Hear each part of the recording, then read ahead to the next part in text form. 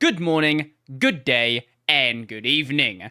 Welcome back to the show. This is episode 149, and I think the first episode of 2023.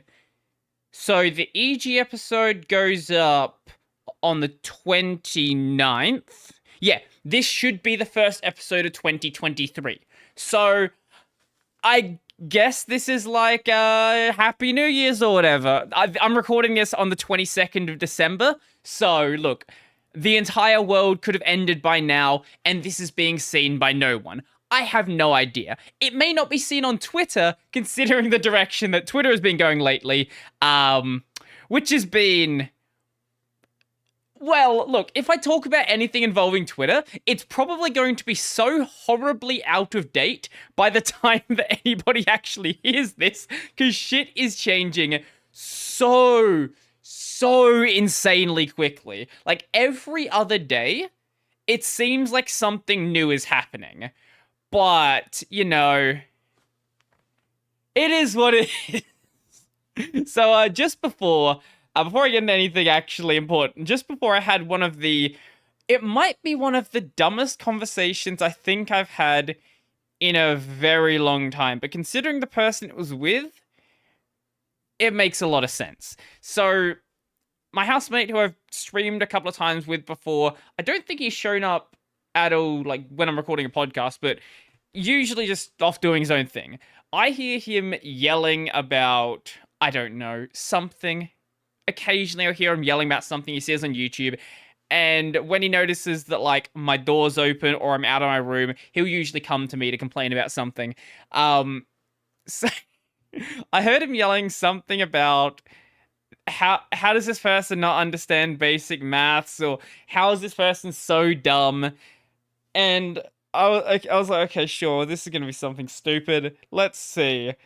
So my door was open. I was sitting here doing, you know, whatever it else I was doing, getting ready for the podcast or something. And he comes up to me and says,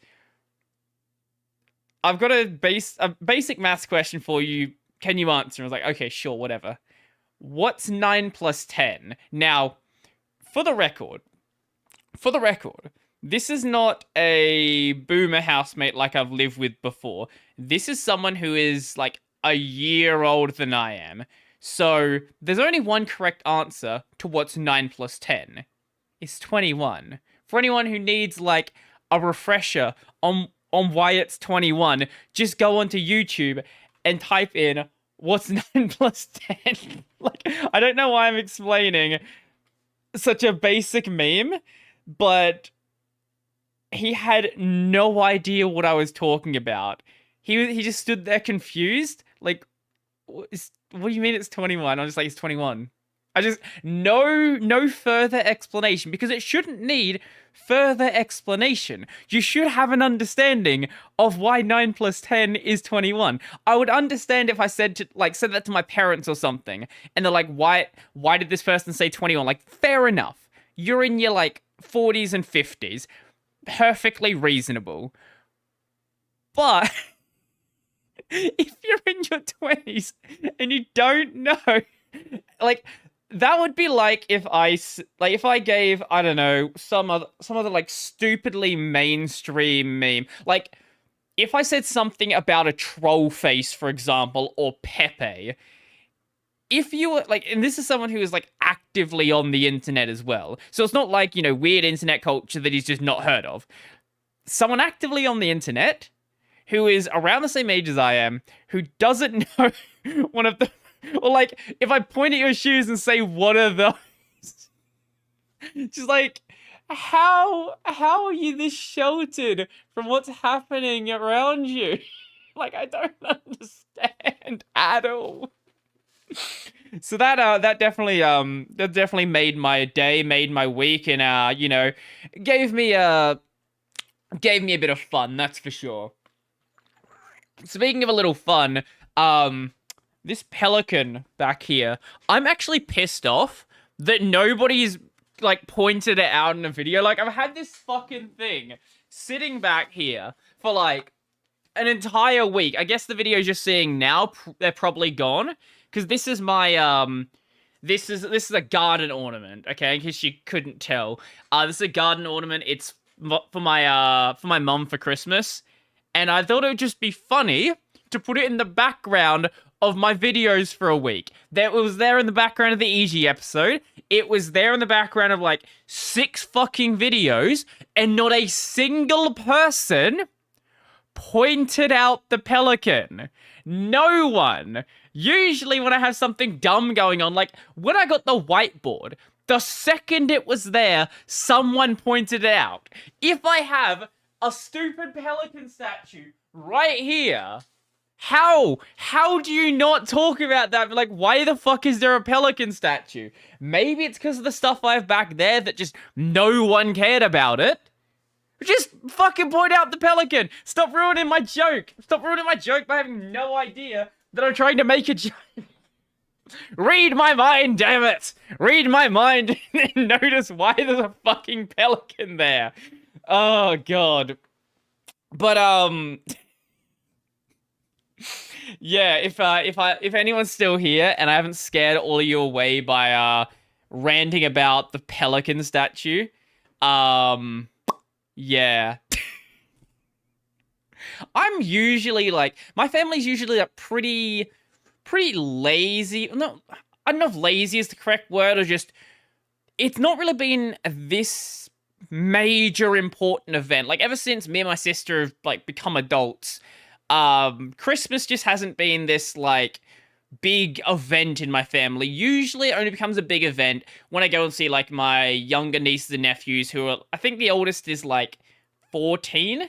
So it's still in that range where Christmas, you know, does matter to some extent, especially in the case of the niece and nephew from my half sister, because they don't have that much money. So like if you give them a gift, like, you know, it's a big thing. But for like my sister, me, my mom, and my stepdad, it's not real. Like Christmas is usually just time of getting together and just hanging out, because my sister lives near me. She's like 10, maybe 5 minutes down the road, like pretty close by. But my parents, they are like, you know, hour and a half drive away. So it's not like a massive drive, but it's a drive where it's far enough that it's like out of the way, and you're not going to do it that often because, like, you know, 3-hour round trip, and it's just kind of like, it's far enough where it's inconvenient to go that entire distance, like, you know, every weekend or every other weekend, which, to be fair, to some extent, is probably good. Otherwise, they would be every fucking weekend.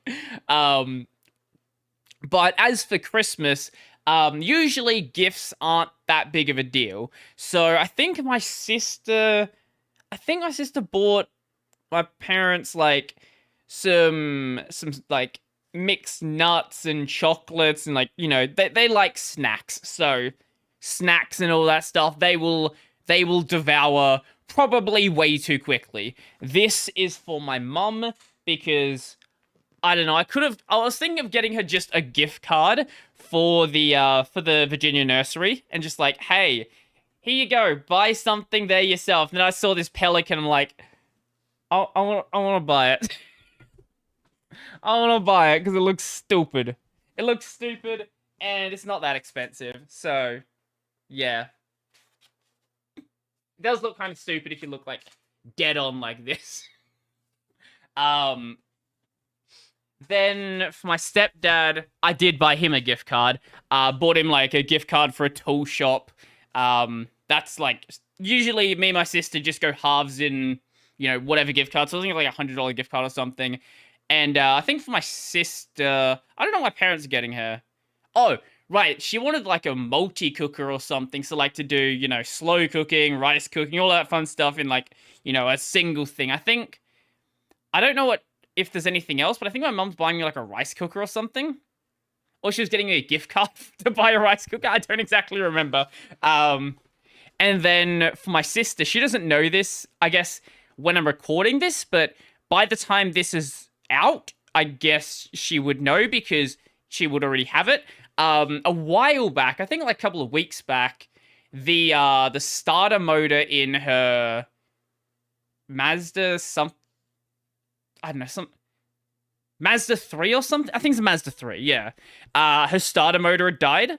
Luckily, her partner is a mechanic, so he could install the stuff, so labor isn't a big cost, but there's still the cost of the part. So I was just like, you know what, fuck it, I'll just buy you a new starter motor. So it's not that expensive, it's like $200 or something. It's like, fuck it, you can have this, and then, I don't know, you can feel like you have to repay me the entire year. Now, she's bought me lunch enough times that I think I can justify just giving her the money for that. Like, fuck it. Here you go. Enjoy your... she already replaced the starter motor, but, like, enjoy not having to, like, lose... I almost spilt the tea on my keyboard. Enjoy not having to lose money on your starter motor because it just died out of fucking nowhere. Like, that's an annoying thing to go. Like, when it's a core part of your car that you can't live without, like, your fucking, I don't know, your battery or starter motor or something, that's just annoying. I drove my car for, like, 2 years with the passenger mirror attached with duct tape. Like, that doesn't matter. But when it's your starter motor, you can't really get around, that not working. As long if you want to, like, go places and drive the car. So, I am predicting the future right now. I guarantee she's going to like, this is too much, you don't take it. In which case, I'll just send her the money to her bank account. She's like, no, you take the fucking money. And she tries to send it back or just send it to her again. Like, just, the money will if she doesn't take it straight away, the money will probably bounce back and forth. Either that'll happen, or she will take the money and then go and buy some drinks, which is also very, very possible. And, knowing her, it's probably gonna happen. Oh, also bought her boyfriend, some White Claws. He's drinking White Claws. Like, you know what? Here you go.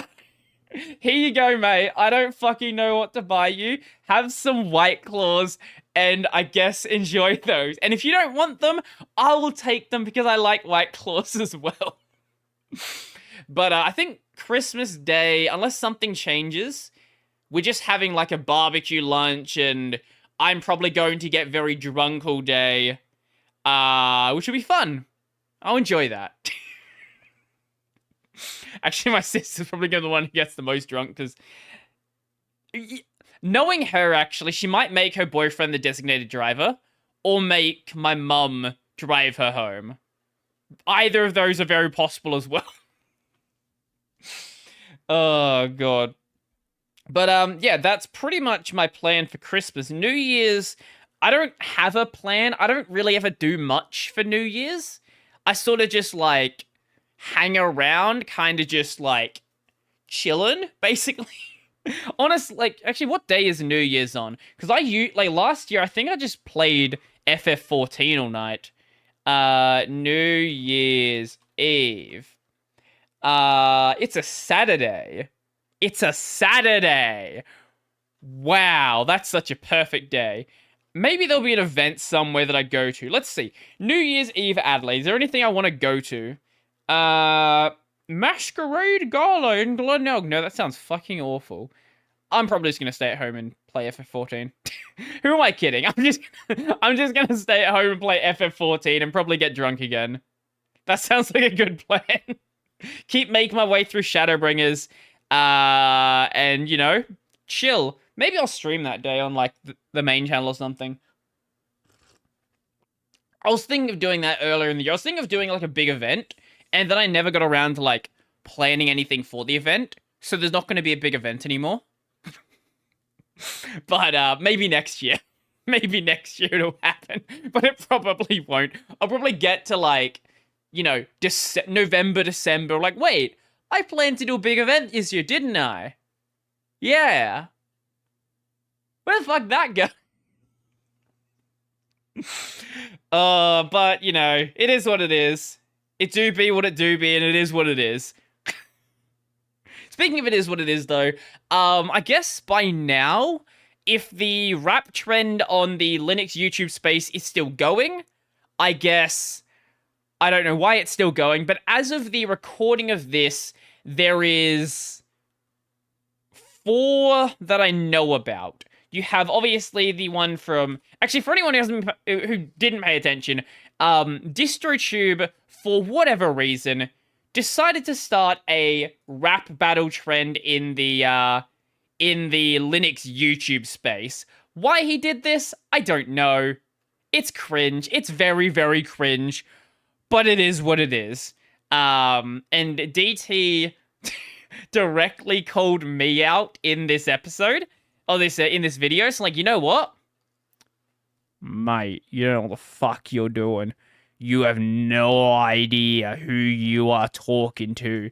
I will take any stupid challenge, and I will do it better than you are doing it. So that's what I did, and then I did mine. That was, I guess, yesterday, day before yesterday. And then DT actually like shouted this out, so it's now like almost 10k views. It's at almost fucking 10k views for a stupid joke video. And the lighting I did for this was, I didn't have anything better to do. It's like, fuck it, let's just do the lighting in the dumbest way possible. And honestly, these light bars I have, like, they came in clutch. Like, this would have looked pretty bad. Also, the pelican is fucking there. Down in the corner there. Stop, Brody. Here you go. Down here. The pelican's there. I was thinking of, like, trying to light it up in some way. I couldn't think of a good way to do it. But, yeah, these lights definitely come in clutch. Like, I can just be like, oh, hey, they're gonna be fucking blue now. Oh, it's not even the mode I mean to put them on. They'll be like, you know, they're this one, and they do this thing. Just looks really dumb and really cool. Is it that color? Yeah, that's the one. These, you know, these were a dumb purchase, but for doing this, they actually worked out pretty well. And then for the lighting, like on my face, I just didn't turn on one of the lights. Like it doesn't look great. It really doesn't look great, but it works. It functions technically. Like, you know, at a, you know, basic level, it functions, and that's all that matters. Then following that one, I believe Nephites came out next. Nephite has a very small channel, so makes sense why you wouldn't have seen this one. Does he have any comments on this? Just 22 views. Oh no, he does have some. Why did this break? I had this working before I started recording, and then it decided to break now. Stop it. Here you go. So you got this one from Nephite here. That's only got 22 views right now. Oh, I guess Bugs Riders came out first, didn't it? Oh, well, I got it in the wrong order. Also, there was the Bugs Riders one. Here you go. Disclaimer, it's a joke, seriously. Actually, on this one, I left a comment. I think he might have pinned it. Yeah. I said, I guess I have to delete my channel now. And it responded by saying, so glad you took it lightly. I was afraid you might get offended. Actually, why did I put that down when that drinking it? I love the amount of work you did. I learned a lot from you. Now go on. Actually, I didn't read that bottom part there. No, I'm not gonna fucking delete my channel, mate. But yeah, this, I would say this is actually, like, really good. I was laughing my ass off the entire time. And I forgot he had the clip from DT's gun video. But he brought in clips from random videos like this. There's like a Mr. Robot clip. I love that the picture he used is this ancient picture from my GitHub. Like, this is such a bad... I thought it was a good picture at the time. But looking at it now, it's such a fucking bad picture. Also, my beard was a mess back then. It was way too short. It didn't connect even remotely. I think I was skinnier back then, but I was also just like smaller, not just skinnier, but also smaller, like not as much like muscle mass and all that. And then the most recent one that I've seen so far is from Nicolo V, otherwise known as Niku Loves Linux Now. And his was actually, I think if I had to rate the lyrics, if I had to rate the writing, this is probably the best one. Because he actually has experience writing poems. So he understands, how to write. He's not great at rapping, but he understands how to write. If I had to say the best one rap-wise, honestly, probably Bugs Riders. Like, I could say myself, like, haha, I'm so good at rapping. But, like, if I'm not memeing, I actually think Bugs Riders might be the best, I guess, spoken, the best rapped, however you want to describe it, and this one is the best written. That's before, any others might come out. There might be another one that's out by now that I just haven't seen. I know that Ren was going to make one. He had one that was, like, in the works. I don't know if he was actually going to finish it. And a lot of people have been asking the Linux cast to do one as well. Some people have been asking Nick from the Linux experiment to do it, which I think would be a fucking incredible experience if Nick did that. I don't know if that one's gonna happen. A lot of people have been asking since the start for Mental Outlaw as well. That's another one that I really doubt is gonna happen, but I think it would be really funny if it did. Like, Kenny has done a lot of weird videos for his channel. Like, he started off like me and Luke, where it was just like purely Linux channel. Luke's now gone and do like Monero stuff. He's just a crypto shill at this point. But Kenny also does like workout videos from time to time, cooking videos. So it's very possible that someone could convince him to do a rap video as well. In my video, I called out Bugs Rider in the Linux cast, specifically the Linux cast. Specifically Bugs Rider, because I knew his videos primarily shitposts. If anybody was going to do it, it was going to be Bugs Rider. Like, if you go to his channel, I don't know if there's anything on here that isn't a shitpost. Why did he upload some random... some classic Japanese movie?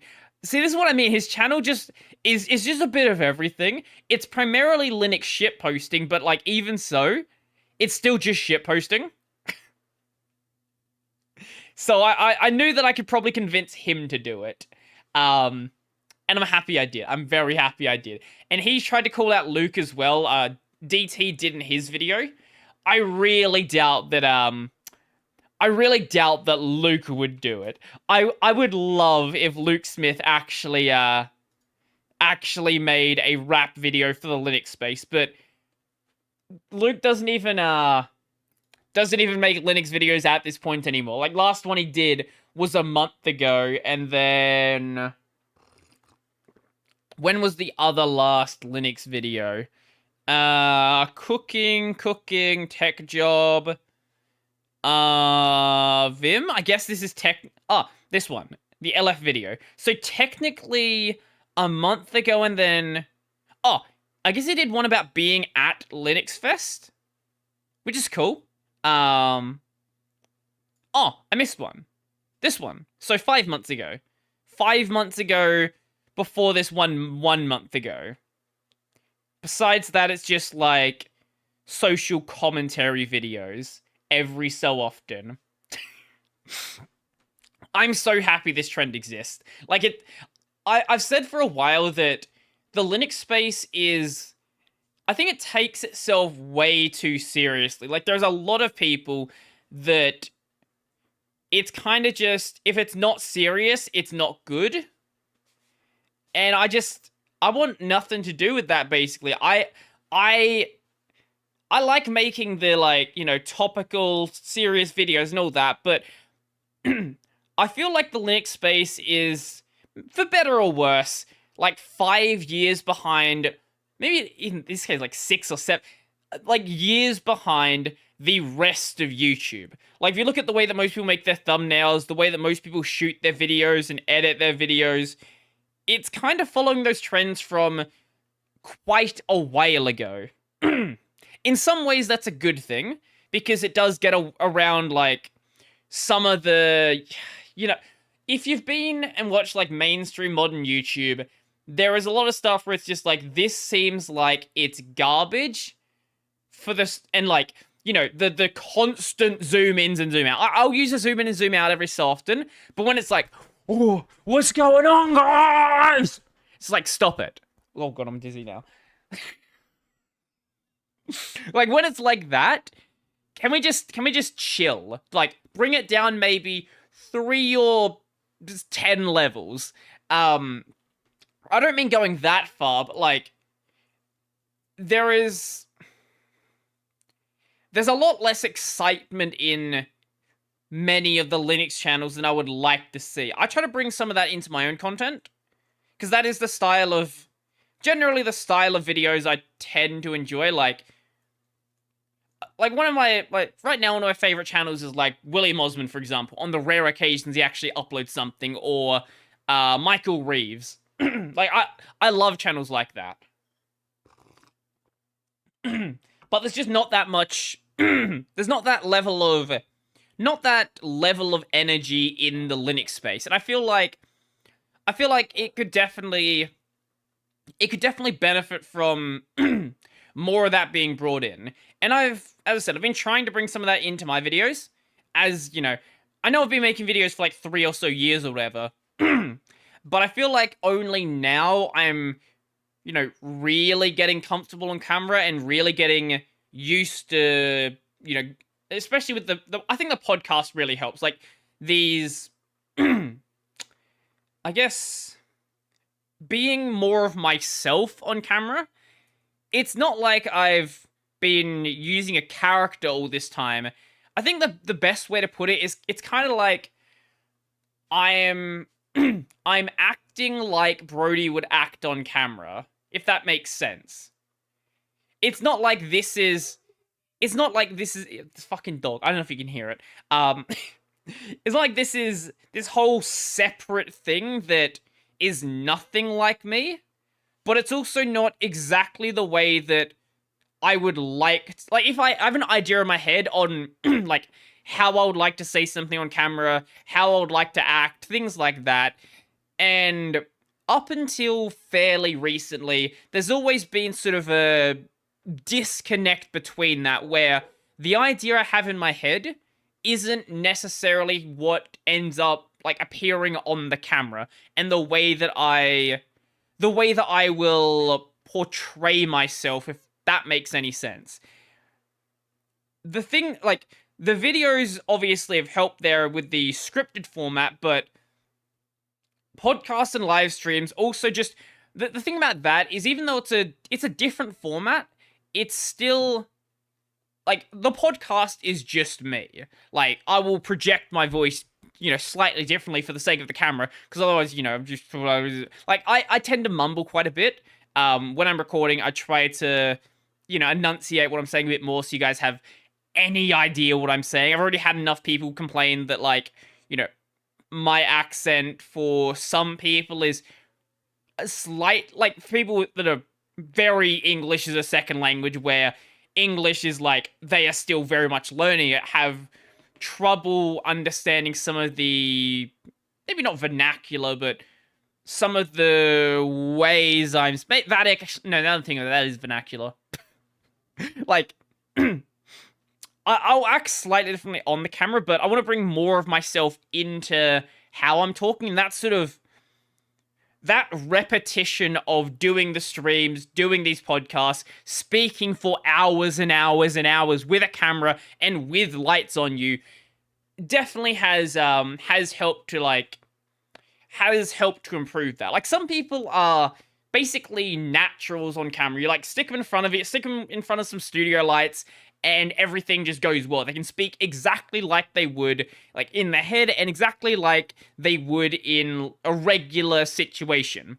I found that for whatever reason, when that camera is on me, even if I'm doing, like, a lot of the time recently, I've been sort of running through parts of my notes prior to recording. But then as soon as I bring the lights on, and as soon as I turn the camera on, then things sort of like fall apart a little bit and don't click into place the same way. Maybe it's that, like, that pressure of having the camera there. Or maybe it's just the fact that I don't sleep much. That probably doesn't help either. It definitely does. Yeah, that definitely doesn't help either. But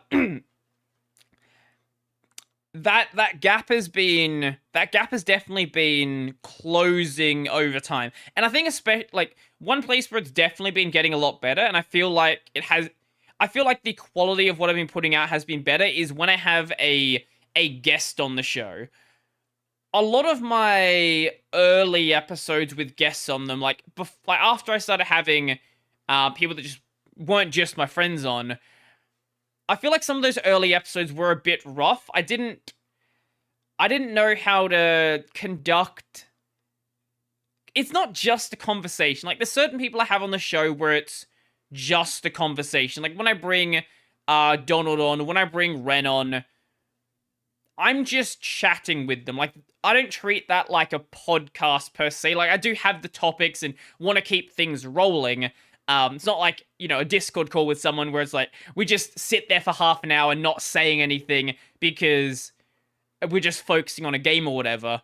But it's generally just, like, chatting shit the entire time, as opposed to having someone like, the first episode I had EG on, for example. And usually the first episode I have pretty much any on. I usually conduct that more in an interview fashion, trying to get certain questions answered.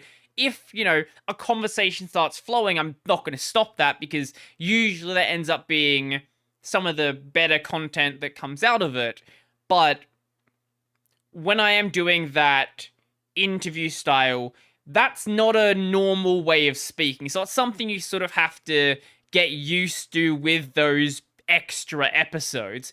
And that's another thing where I think I'm kind of getting it down. I definitely am not good at it. Like, go watch a good, well-made podcast, like whether it's Joe Rogan or Lex Friedman or anybody else out there that you might enjoy. But I think I'm getting a rough idea of how to actually not just formulate the questions, but order them in a way that makes sense, bridge between certain topics, and bring topics back into a direction where I think that there's going to be something of interest there. Like, I think the episode where that kind of clicked with me the most recently would have been with the last episode that I had Lena on. Like, there are a lot of times where I was asking about something and managed to redirect it to, like, a certain direction where I feel like there would be a really interesting topic, which is not something that I had done in some of those early episodes. Like, with the original DT episode. Actually, the DT one's an interesting one because because at the time I was, like, such a big fan of DT. So it's not just me not being used to having guests on. It's also, like, a kind of, I guess, starstruck situation. Because I think that was, like, episode 41. I should bring DT back on. That'll be fun. Oh god. Oh god, look at these lights. I still have the exact same overlay. I think I've slightly modified it. But yeah, look, I'm so fucking awkward. I don't know what to do. Ugh, just looking at my face here, it actually hurts me. But I think also just listening to more podcasts had helped me with that as well. Just seeing how, not necessarily copying how other people are doing a podcast, but seeing what makes a podcast good. Because for quite a while, I'd kind of stopped listening to them. Then I got really back into Joe Rogan, usually listening at work and just, not paying attention to what's going on at work. Because I just put boxes on shelves. There's not much to really pay attention to. As long as I'm not running people's toes over, it's usually pretty good. But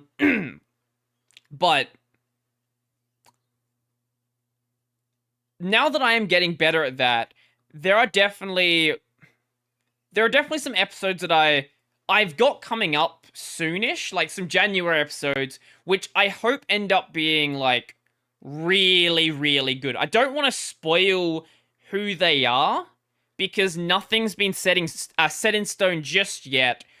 All I will say is there's 2 episodes that I've got like discussions going for.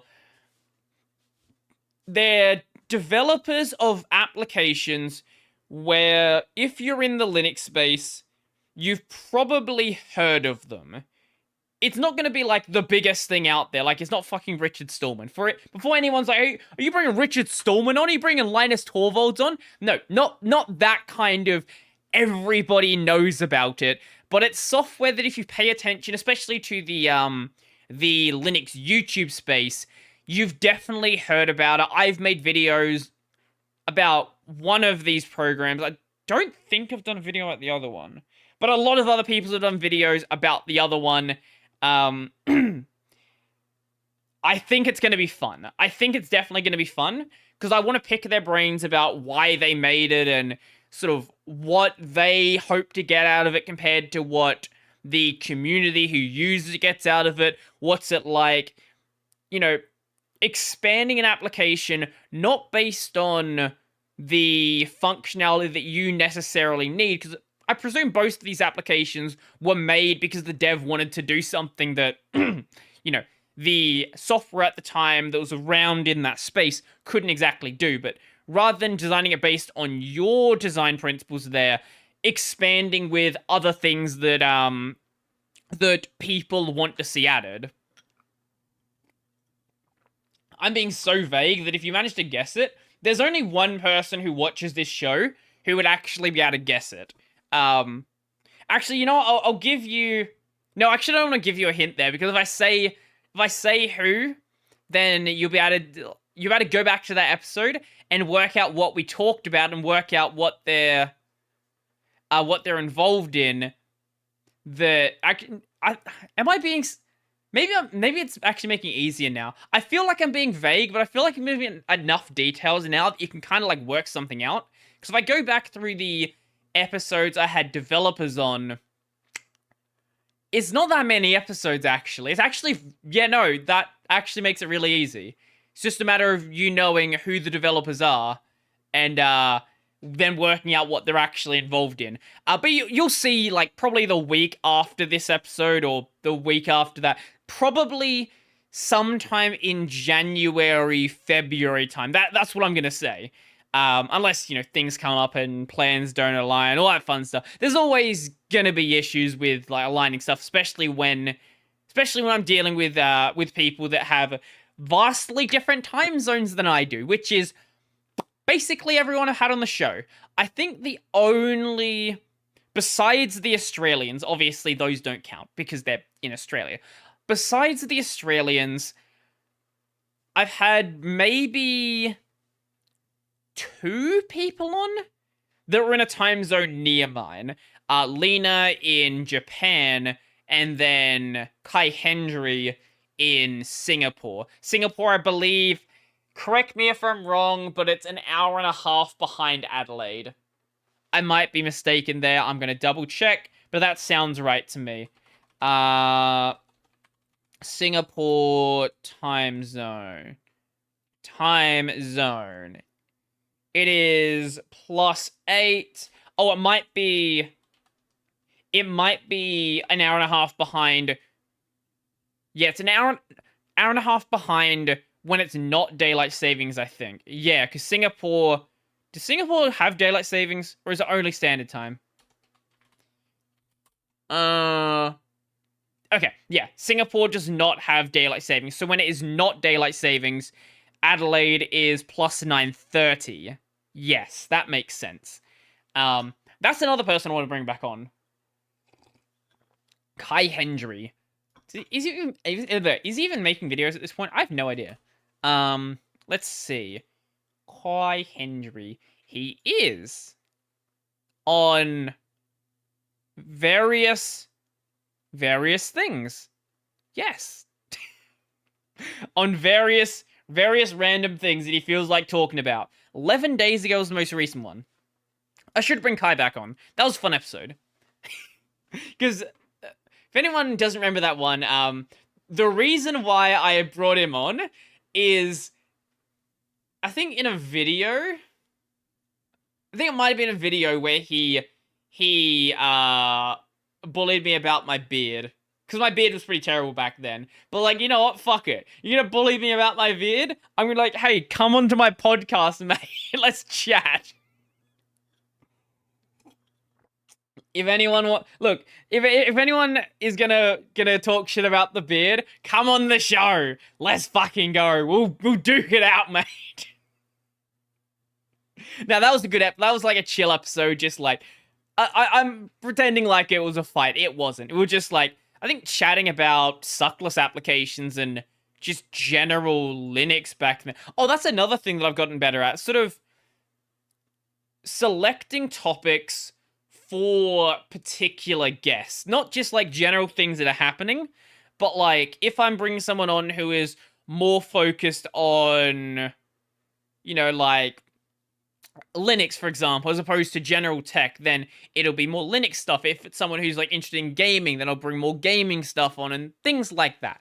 It tends to make a better conversation when you have something to base off if it's not like a general friend conversation. Like when I have Donald on, fucking chat about anything, basically. Just like, hey, your cat's pretty big. Look at that fucking cat. If you not see, he's got a Maine Coon. It's a very, very big cat.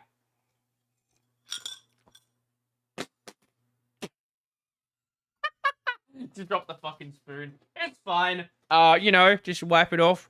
10-second rule or something. Just put it back in the teacup. It's fine. I won't die from drinking that. Yeah. We've not talked about a single tech topic so far. And you know what? We're gonna continue that. Let's talk about something that it's been long enough at this point. It's not gonna be like major spoilers or whatever. The new Avatar movie, Avatar: The Way of the Water. I think it was last weekend for me. Yeah, I think it was last weekend for me that I went and saw Avatar 2. So, how do I describe Avatar? Avatar 2. So, the movie starts out, you know, sort of like it basically continues on from where the first movie ended. The people are kicked off of the planet. Everyone in the Blue Monkeys are all living their life and doing that fun stuff. And then the people come back. And then the people are going to be evil.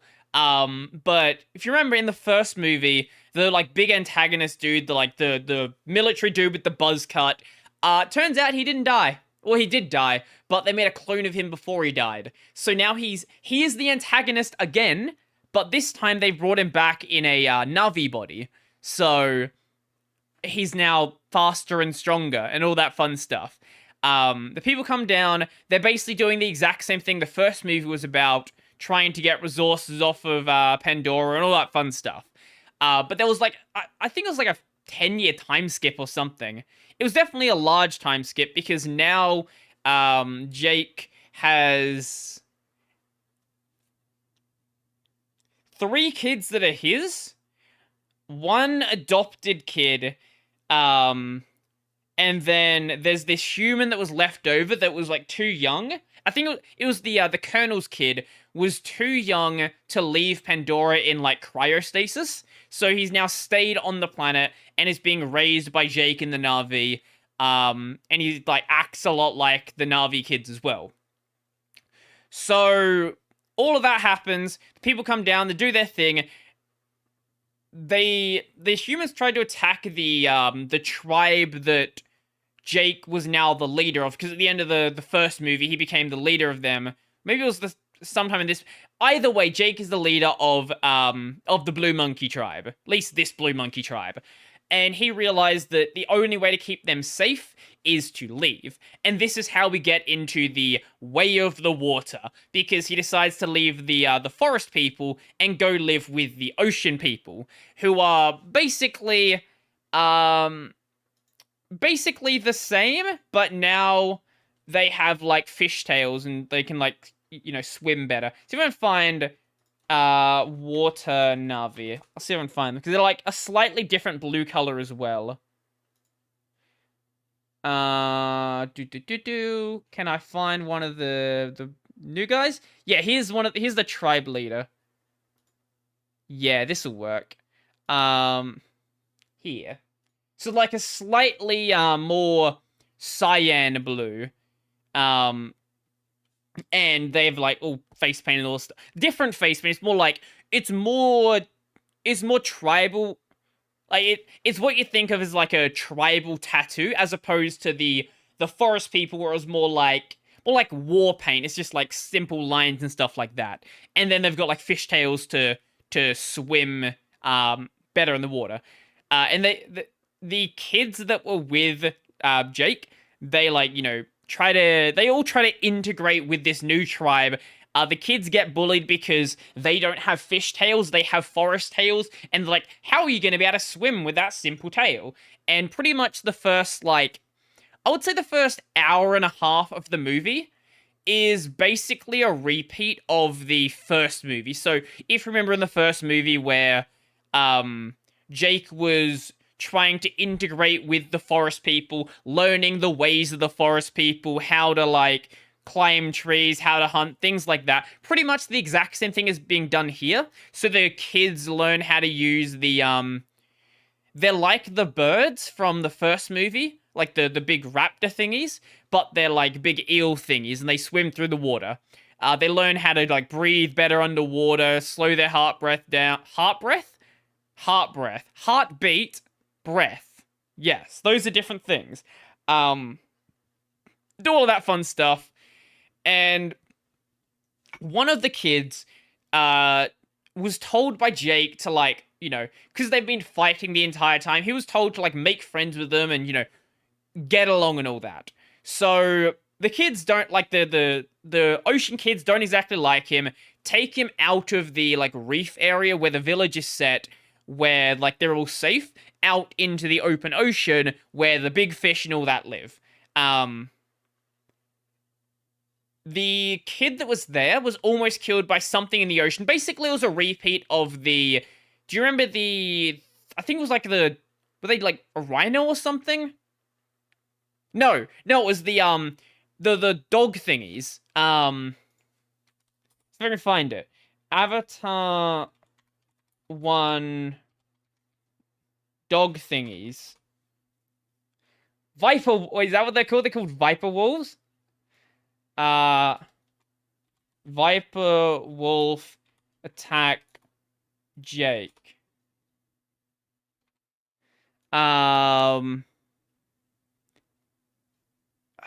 don't know if I'll ever find a good shot of it, but there was a scene in the first movie where Jake was being attacked by them, and then some other thing comes over and then saves him. Actually, yeah, no, this is the thing that saves him. This is the thing that saves him.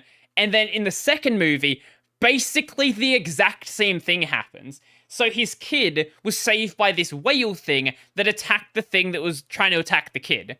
And then it's this unlike this scene though in the first movie where this guy just disappeared, didn't really do much. In the second movie, the whale thing that saved him, that became sort of a crucial part of the story. And everyone was like, that's the outcast. You must not go near the outcast. The outcast killed its family. And it's like everyone thinks this whale thing is like this evil whale, and the kids like, are you stupid? It's like really friendly. It's never tried to harm anyone. Eventually they keep going back and forth doing that, and they do the fucking merger thing like the blue monkeys do. Turns out that the whale thing had killed something, but they'd thought it had murdered its family. What had actually happened is, so these whale things, they had vowed that they will be peaceful creatures. They will never attack the Na'vi. They will never attack people. They will just be peaceful. And what happened is this guy thought that was stupid, because these whales aren't just like dumb animals. They are like smarter than the Na'vi. This whale thought that was stupid, and when they got attacked by the humans, because these whale things, they've got like this liquid in their brain, where if you drink the liquid, you become immortal or something, or you live longer. I don't know what the justification was, but the humans are hunting them just for this liquid. So his family was hunted, and he was like, nah, bitch, and tried to attack them. And that, like, he did end up killing some people, but because he was also in the kill site for his family, then everyone was like, oh, he must have killed the family. Surely the humans couldn't have killed the whales. The humans would never do that. Like, I don't, like, it didn't make any sense why that was there. Like, it even had a, like, a little hook thing that had been shot at him by the humans. Like, it was really obvious he had been attacked by the humans. So they all just, like, outcast him for some dumb reason. But then when it, like, came out that he actually was, like, protecting his family, they were like, yes, but he's still killed, and that's bad. You must not kill. It's like, what are you fucking talking about? So eventually, Jake's kids get kidnapped. They actually got kidnapped like 3 times throughout the movie. So the humans found that Jake had run away and gone to the ocean people. Started like murdering just random villagers. And like, where's Jake? And they're like, that's a fucking forest monkey. It's not here. Why are you here? And he was like, that's not a good enough answer. And just burns their village down. Just starts killing all the whale thingies. The whale thingies are like they are like soul siblings. So every one of the Na'vi in this tribe is linked to one of the whale thingies. Yeah, and they were like distraught about them being killed. It's much like, trees being burnt in the first movie, how what's her face, Jake's wife, was like, oh my god, they're burning trees. How dare they burn trees? Yeah, so pretty much just redoing the same stuff. Jake's kids got kidnapped, and eventually Jake fights the Colonel, and the Colonel dies, but he doesn't actually die. So throughout this entire time, that human kid, who is the son of the Colonel, he hated the Colonel, but the Colonel captured him right near the start and was using him as like a translator for the Na'vi trying to track down Jake. And right at the end, when he could have left the Colonel to die and, gotten rid of the main antagonist, he was like, I want to save him. So Jake had like choked the Colonel out, and he was gonna like drown in the ocean. And the kid, Spider, dragged him out. I was like, I'm gonna save you. And the Colonel was like, come with me, son. We will live together. And he's like, fuck you. And just leaves. But the Colonel's still alive. So it's just like, stop it. But that other character, that like adopted child, that was the child of Avatar 1. What was her name? The character that Sigourney Weaver was playing. Avatar 1 Grace. Yeah, here we go. So, she was the child of this girl, and for some reason, Grace was like in a coma, and no one understood why she was in a coma or how she got pregnant. So this kid is like kind of a mystery.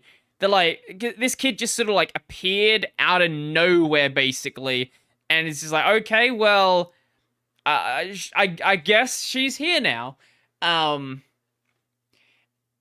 but they're very clearly trying to set up something with this character because when she acts really weirdly around around any of the Na'vi stuff. So when she like goes in nature, she'll enter like a trance, and everyone gets really confused and worried about it. When she merges her tail with the spirit tree, she goes in like a seizure, and everyone's like, I guess she has epilepsy. And when that happened, I was like, okay, that's too human of an explanation. That's definitely not what the deal is. My feeling is she's probably like the Na'vi reincarnation of Awa or something stupid like that. And my theory there is much later in the movie, she's able to like control where these plants are going and use them to. So when Jake was fighting the Colonel on the like at the end there, they were fighting on a boat. The boat was sinking and everyone got trapped in the boat. She used these plants to go and find her parents, find her sister, and I have a feeling that it's like that's sort of the thing they're going for there. But I've got a theory for the way the next two movies are going to go. So follow me along. The first movie, he got the support of the forest people. Now, the main animal of the forest people is a bird, okay? Birds fly. Okay, we got this. Second movie, he becomes the hero of the water people. Their main animal is like the squid thing. It swims around, okay? Water. So we have two things. We have air and we have water. Okay? Now, we don't have a tribe that uses a land animal. Okay? Earth. And then let's say there's a tribe that is more destructive, that lives with the fire, lives near a volcano. The fire tribe. Air, water, earth, fire.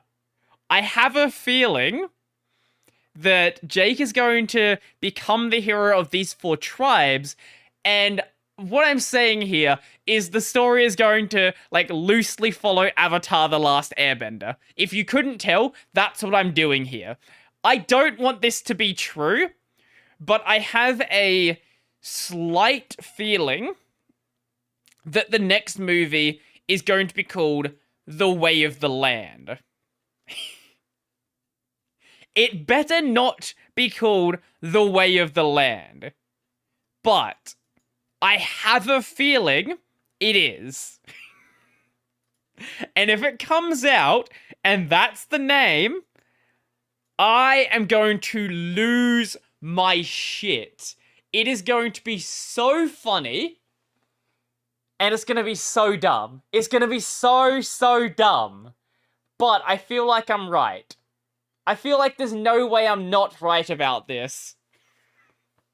So James Cameron, tell me, is it going to be called The Way of the Land? Are we then going to have The Way of the Fire?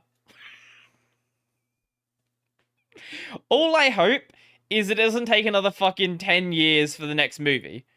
The one thing I sort of like, skipped over there, because I can't really explain it in text, you sort of just have to watch it, is the water is very good. So when I went into this, I was like, you know what? Let's just go into it blind. I watched like 2 minutes of maybe like a minute of trailer stuff. I hadn't even watched the full trailer. I was like, okay, whatever happens, the CG is gonna look good. And you know what? Ignoring the fact the movie is basically the first movie, yeah, the CG was actually pretty good. It was Avatar. It was better. Like some people were saying, oh, it's not much better than the first movie. It's definitely much better than the first movie. The water looks really good. When they have close-ups of faces, like you can see the pores on their faces. It looks really good. But even so, unlike the first movie, it's not this giant spectacle, because really good CG is something that we're kind of used to nowadays. Like when the first Avatar came out, like what year was that? Avatar 1, 2009. Let's have a look at what 2009 movies existed. Wait, what? You know what? Let's go Fast and the Furious. What? Fast and Furious was that movie. Okay, that's actually a good looking movie. Back then they did practical effects though, so you know what? I'll let you have that one. Let's have a look. Feature film released between 2009, '01 and whatever the end of the year. A Christmas Carol, Inglourious Bastards. Find something that had a lot of CG. Half-Blood Prince. Half-Blood Prince even being like a massive movie. The CG, compared to what Avatar had, you could clearly tell there were, like, when you put as much money as Avatar had put in, it makes sense that it looks a lot better. Watchmen, Sherlock Holmes. Let's see. Or 2012. 2012 came out that same year? Fucking hell. Like, compare the CG in that. It's got a 5.8. Yes, lovely. Great movie. Go watch 2012. It's awful. But because we're kind of used to the CG that exists now, it's like, if you go watch any of the Marvel movies, for example, like, the CG and, like, we can talk about the shitty story that every Marvel movie has, and it's the exact same story, but no one walks out of those movies saying the CG looks bad. It's just that incredible CG is kind of just now the standard. It just kind of is what it is. So when you see incredible CG like Avatar 2 has, it's just like, okay, it's just more incredible CG that is just more incredible CG. But I do think... Do you know that the movie came out in 2009? Dragon Ball Evolution. Dragon Ball Evolution came out in that same year. Oh my god. I never actually watched that. I should do that. I really, really should go watch Dragon Ball Evolution. Just, like, getting really drunk and watch it. It seems like it'll be, terrible. But hey, maybe you could have some fun with it. Possibly. Probably not, but possibly. Oh, God. But yeah, I think you should go and watch Avatar 2. Don't, like, set your hopes through the roof. Go into it knowing it's basically the first movie, but now about water. If you do that, I think that you will have you won't have an exceptional time, but you won't feel like you've wasted your time watching this movie. It'll be like, this is a movie where if you were, like, at your parents' house and they had the TV turned on and there was an airing of Avatar 2, you would probably sit down and watch it. But if you were asked, like, hey, let's put a movie on and you can pick anything, Avatar 2 is probably not going to be on that list. It's an enjoyable experience, but yeah, it's an enjoyable experience, but that's pretty much where it ends. So I have no idea if it's going to make back the money that it spent, because what was the cost of that movie. Oh, the budget. Wait, but the budget was only two. Wait, the budget is 500 million, or is it more? I've seen numbers thrown around all the way up to like $2 billion. I don't know how much this actually cost, but I have no idea if they're actually gonna make back money on that. Because how much has it made so far? Box office. The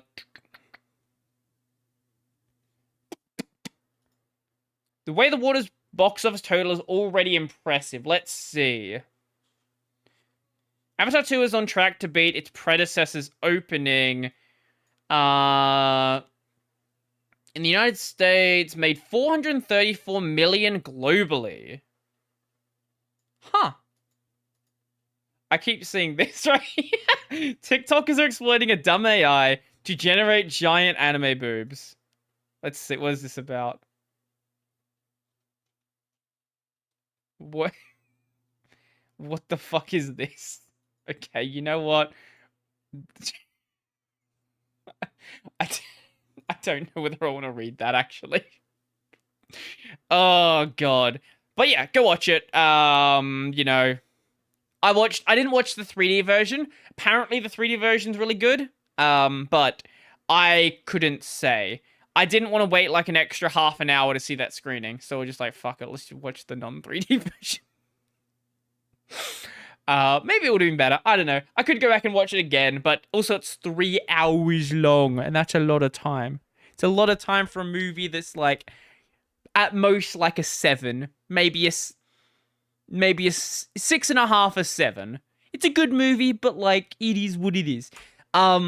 Speaking of it is what it is, there was this article floating around The Verge did that a bunch of other people have talked about that I think I've got a video that should be out on now, probably, about Steam Deck questions and a possible Steam Deck, a possible Steam Controller 2. The Steam Deck may never be considered a stable console. Don't care about that. Easy to replace battery. Band-aid for a noisy fan. Most of this is just nonsense I don't really care about. Valve hopes the Steam Deck will inspire new Steam boxes, but it probably won't build them itself. Before the Steam Deck, there were Steam machines. Valve's failed attempt to bring your gaming PC into the living room by offering gaming PC manufacturers a controller and early Linux support. Now, the reason why the Steam machine failed isn't because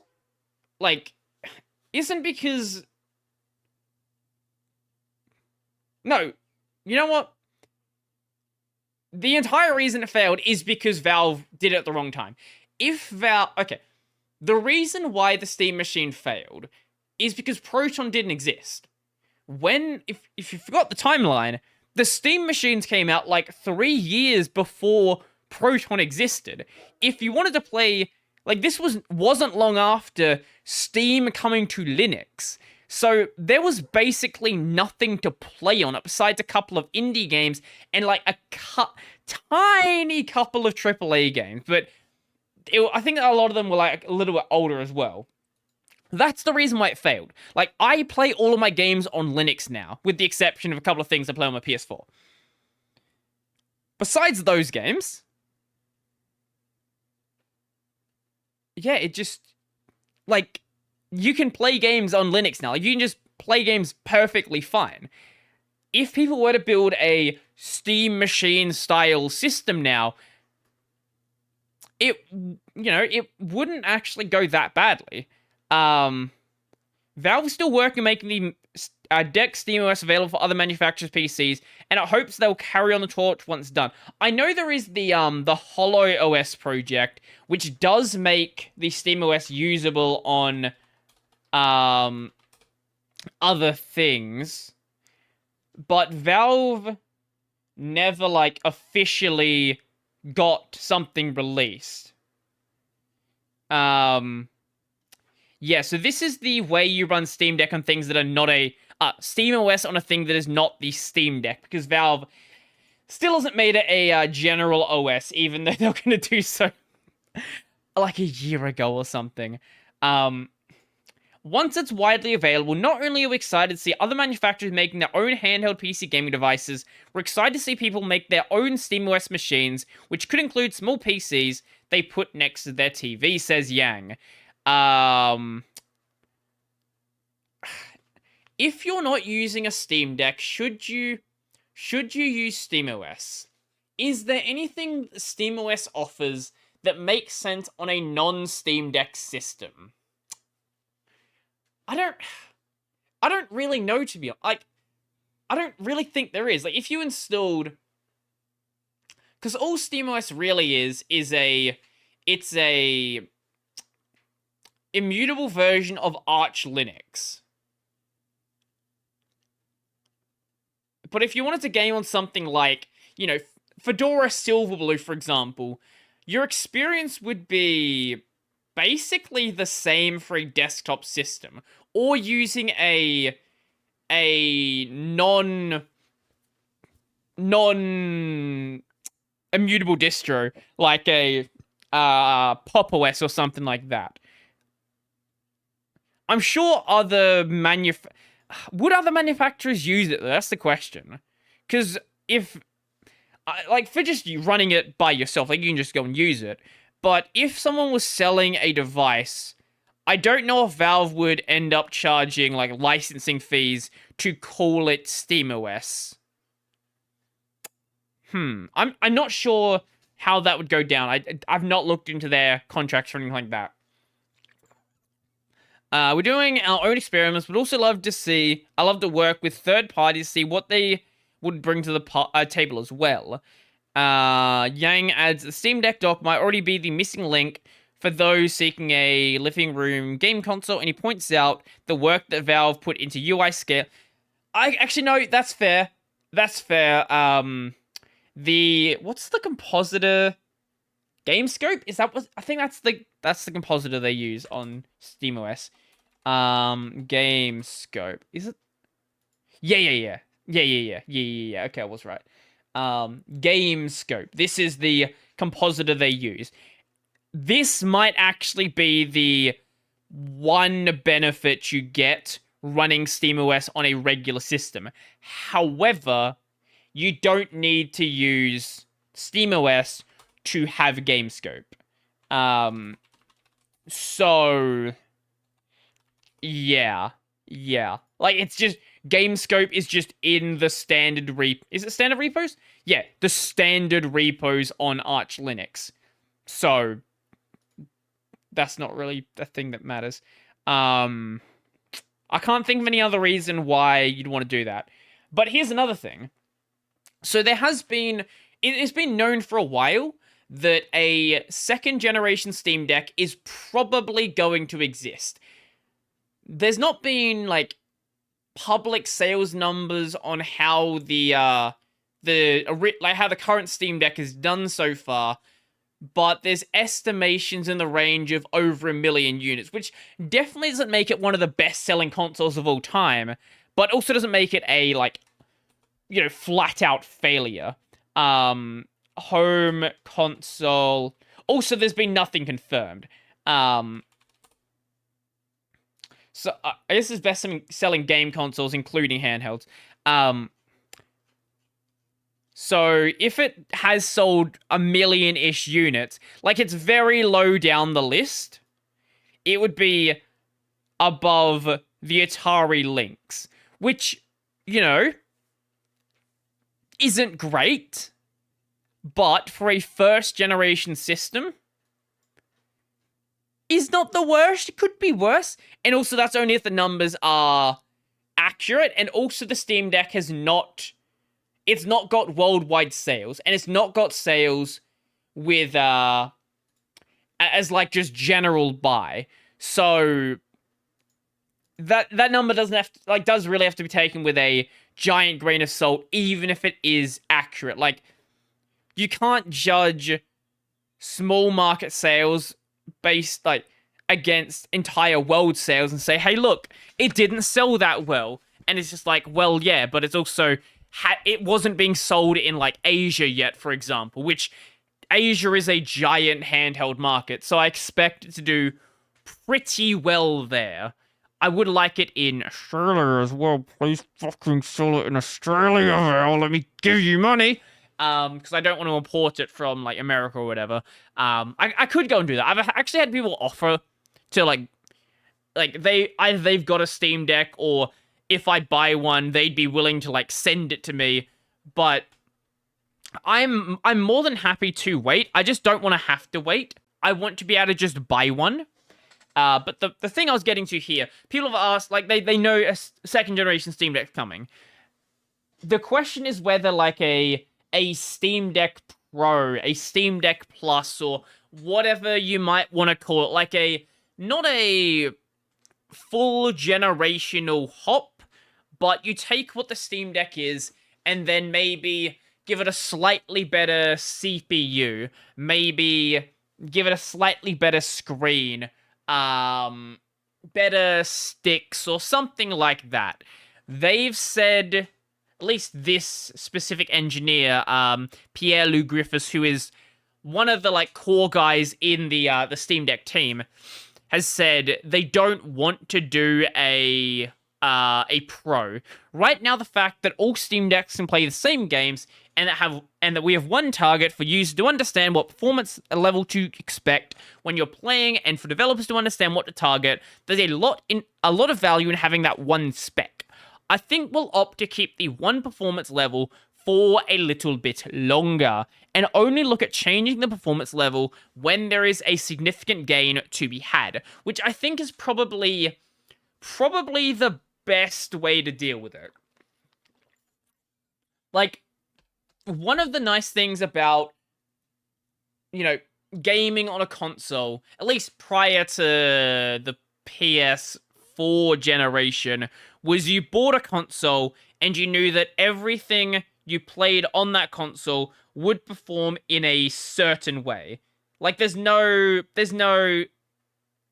guesswork there. If it's on the console and the game's not made by an idiot, it's going to perform in a certain way.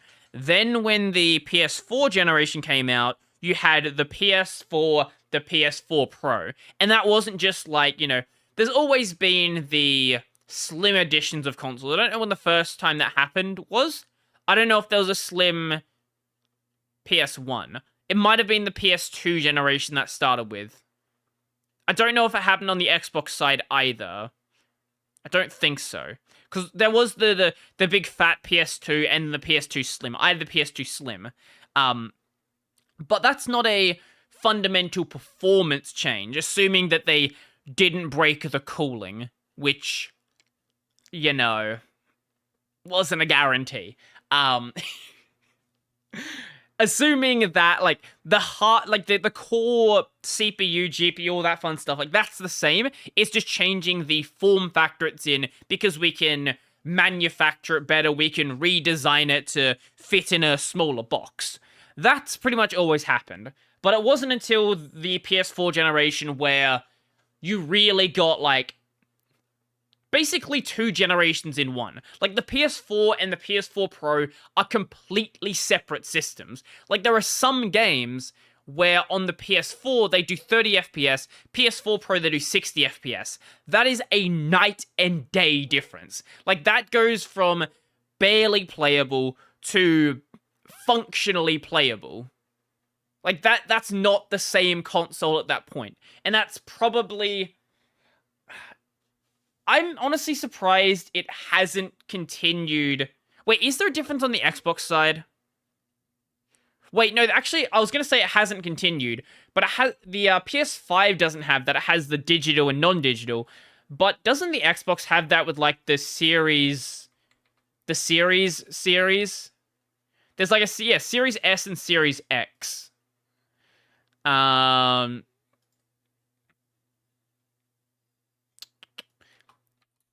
Versus X performance. But yeah, I'm pretty sure, yeah. The X and the S have a lot in common, but which is for you? Performance. Yes, so the S is the lower tier of the X. Right. But the PlayStation side hasn't done that. But the S and the X were there since the start of the generation, if I recall correctly.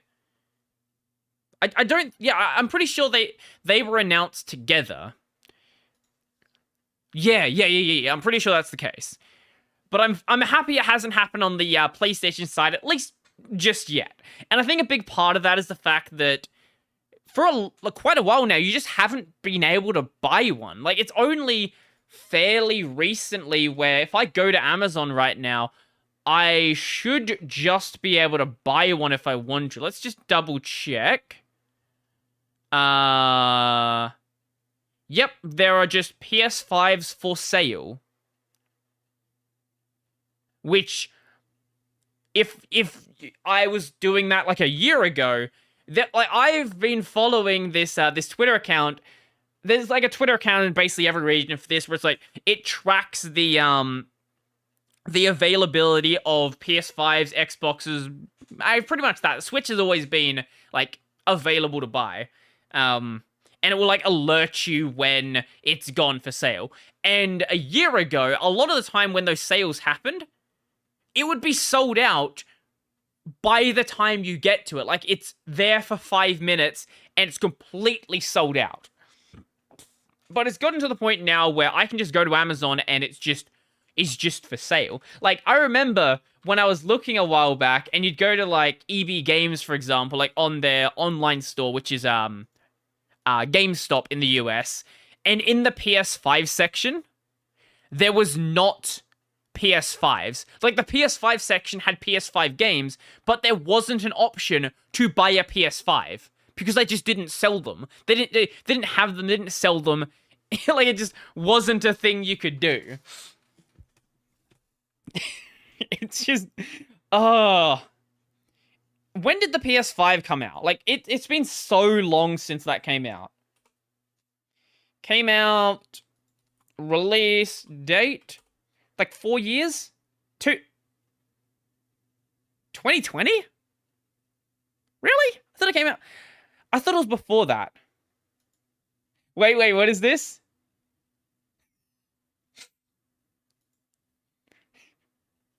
PS5 starting at $399, $499. That is the US price. What is the Australian MSRP? Australia MSRP. No, I don't want to know the current price. What did they announce it at?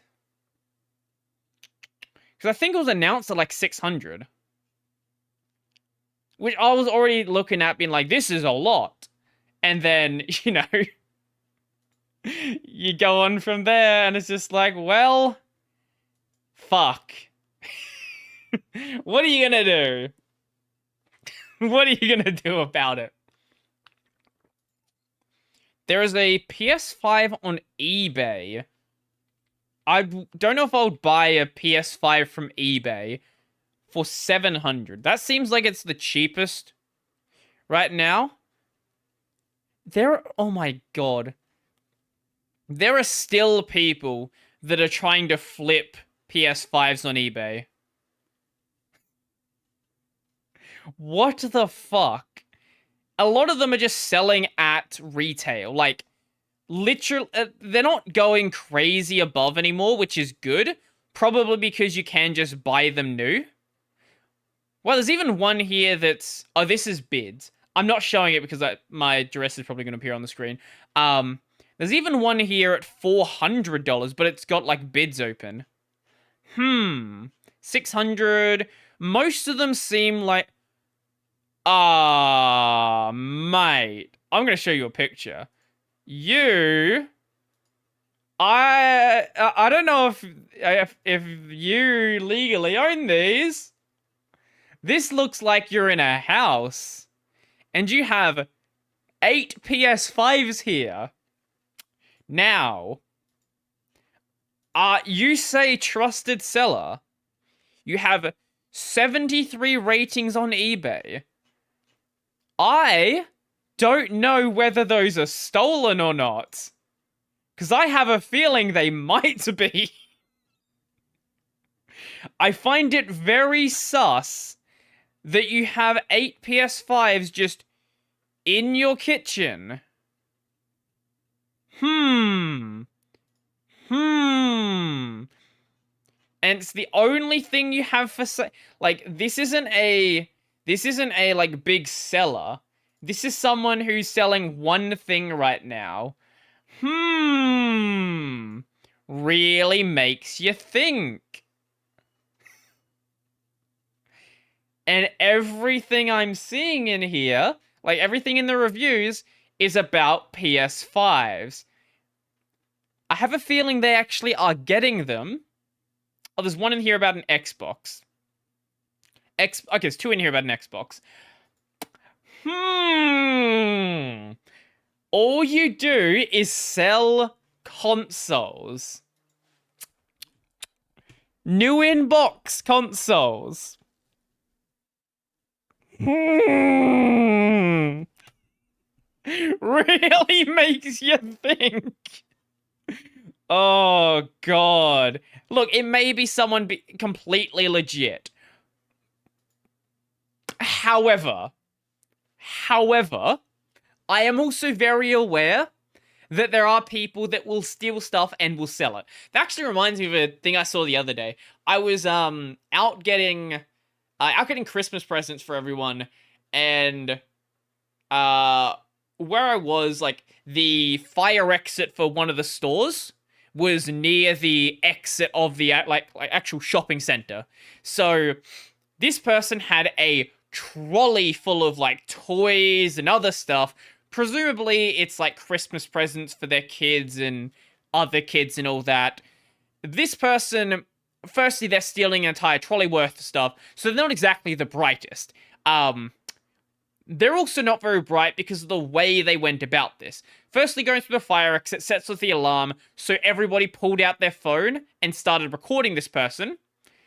Then, this is where it got extra dumb. Now, usually when you're... as someone who is well-versed in...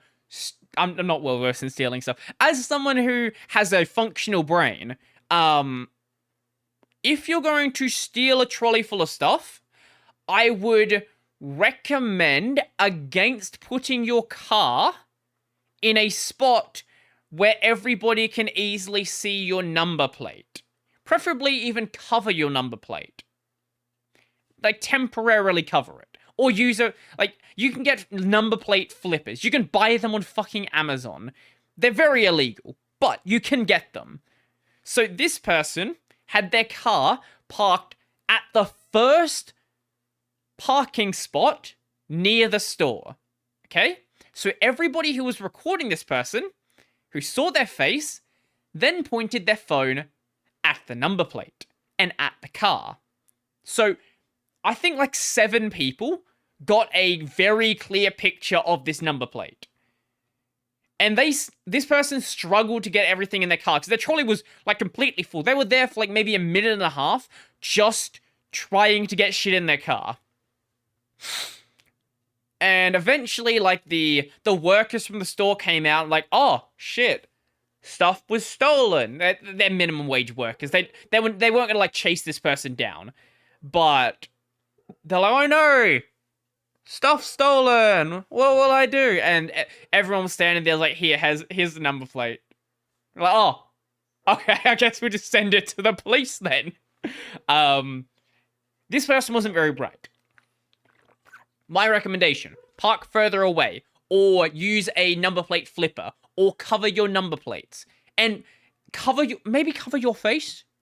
You know, when you're walking around the store, people will be able to work things out. Maybe covering your face isn't the important part, but at least cover your fucking number plate. Like, come on. Like, what are you doing? This is basic stuff. How? How are you this dumb? How do you put yourself in a position where everybody... Like, this person will have had cops at their house an hour later. Like, they've done such a bad job at stealing this stuff. I don't know how they... Unless the car was stolen. which is also a possibility. If the car was stolen, then maybe they actually had a functioning brain. But I really doubt it. I think this was just actually their car. Also, they didn't have a driver. So this person was shoving everything in the car and then had to start the, like, shuffle around, find their keys, and start the cars. Oh, man. The thieves that live around here are not the brightest. Like, they need to learn from, like, you know, the San Francisco car thieves and postage thieves how to actually steal shit. Don't know what I'm talking about. Go watch the most recent version of the the Mark Rober glitter bomb, the 5.0 version, the upgraded to the absolute fucking extreme version, which now has drones. It now has fucking drones. But I didn't know this. Apparently San Francisco is like the car theft and car break-in capital of the world. Like, it's kind of crazy. I didn't know it was that bad there. But when he was setting stuff up for this video, people were stealing shit within, like, 10 minutes. Like, he just puts the box there and 10 minutes later, someone's broken into the car already. Like, what? What is going... Like, how is it that bad? But those people were, like... You know, many of them were dumb, but... at least a little bit brighter than these people. They were, like, you know, covering their face, wearing hoodies, wearing indiscriminate clothing. This person also was wearing, like, really obvious clothing. I think it was, like, a branded t-shirt as well. Like, if you were asked to point this person out, you would spot it pretty much straight away.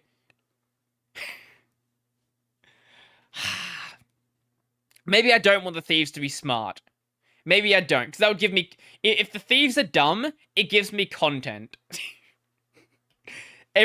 I see the world through the lens of content. Everything is content. We must exploit every event that happens in our lives. But yeah, if you've not watched the new Mark Rober glitter bomb video, do go and do so. Or, you know, the way I watched it, which is like the way I watch pretty much like most of the content I watch at this point, which is I watch it through the form of a reaction video. In this case, a reaction video from Asmongold.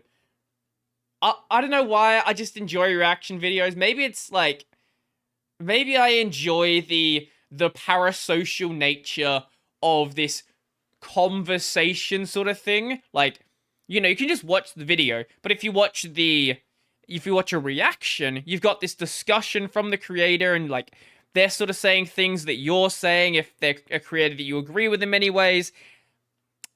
I don't know. Also, when you watch an Asmon video, or an Asmon reaction video, you take like a regular... I think the Mark Rober thing was 18 minutes long, and at the Asmongold version is... oh, it's not that much longer. It's only 28 minutes. Usually when there's a 20-minute video that Asmon reacts to, it's like, hour-long video. So if you just have it on in the background, which is usually the way I'm doing stuff, not when I'm editing videos, but when I'm doing, like, thumbnails, when I'm doing some lightweight Japanese study, usually I'll just, or, like, you know, doing something that's kind of monotonous in a game, or something like that. Usually I have some sort of background audio on, or especially when I'm, like, working out. Every morning I generally, unless I feel like crap in the morning, I will get on the bike for like 20 or 30 minutes, usually do some kettlebell stuff as well, and I am not as much of a fucking, I'm not, you know, really hardcore like Goggins, where it's like, the music will not exist when you actually need to work. You must fight through the pain without the music. I'm not going to do that. I'm just going to listen to music. I'm going to listen to podcasts. I'm going to watch an Asmongold reaction, because it makes it go by much faster. the cheat to doing stuff on the bike, and I actually think I've not got a bike mount for my phone, but just listen to something entertaining. The real cheat is watch a movie. If you watch a movie when you're on a bike, you will not pay any attention to being on the bike. You could like, go at a good pace, like not a slow, obviously you're going slow, like that's another thing, but going at a good pace, you'll just not even realize that like half an hour has gone by and you'll be just drenched in sweat. I wanted to get myself into a, reasonably good shape before summer happened.